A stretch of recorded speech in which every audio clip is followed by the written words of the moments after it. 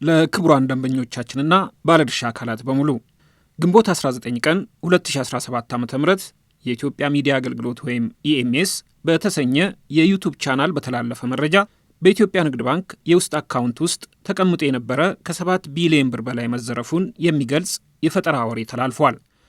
በተላለፈው የሐሰት መረጃም ባንካችን ከፍተኛ መጠን ያለው ገንዘብ እንደተዘረፈ፣ ዘራፊዎቹ እንዳልተያዙና ባንካችንም ጉዳዩን አድበስብሶ እንዳለፈ ተገልጿል።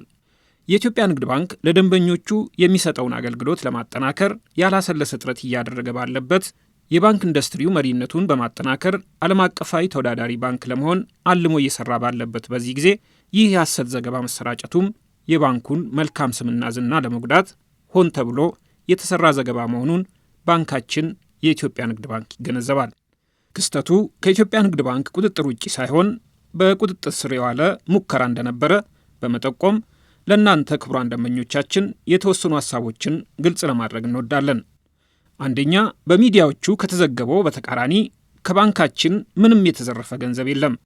ሁለተኛ፣ ይልቁንም ከፍተኛ ገንዘብ ለመዝረፍ የተደረገ ሙከራ ባንካችን ባደረገው ጠንካራ የውስጥ ቁጥጥር ስራ አጠራጣሪ ግብይት ከመፈጸሙ በፊት ስለተደረሰበት ምንም አይነት ገንዘብ ወጪ ሳይደረግ ሙከራው ወዲያውኑ እንዲከሽፍ ተደርጓል።